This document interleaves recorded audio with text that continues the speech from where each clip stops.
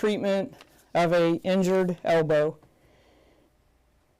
Provider 1 will take stabilization above and below the elbow. Provider 2 will assess pulse, motor, and sensory. Pulse is present. Can you feel me? Yeah. Can you wiggle your fingers? Provider 1 will attempt to take the arm to the position of function, which is at a 90-degree angle.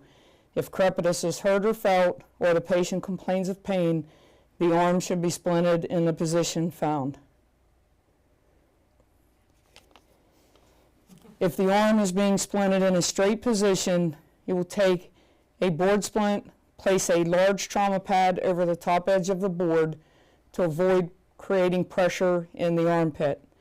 The board will extend from the patient's armpit to beyond the patient's fingertips. A roll of cling should be placed in the hand for a position of function.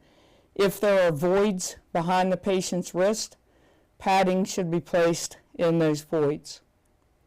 So the provider will use a roll of cling to wrap distal to proximal, beginning over the hand between the thumb and the fingers to assure that the wrist will be secured to the board.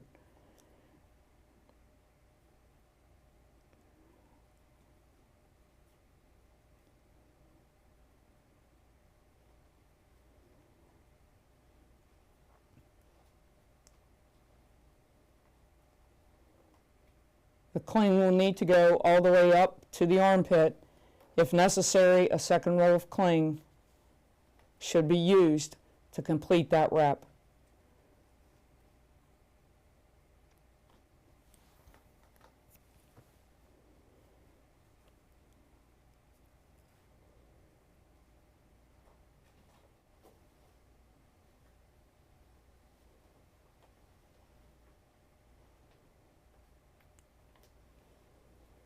At this point, the arm will be moved to the body, and 2 swaths will be used to secure the arm to the body. One will go around the upper arm, one will go around the lower arm. Both swaths should be wide. Both swaths should be tied on the uninjured side with knots padded.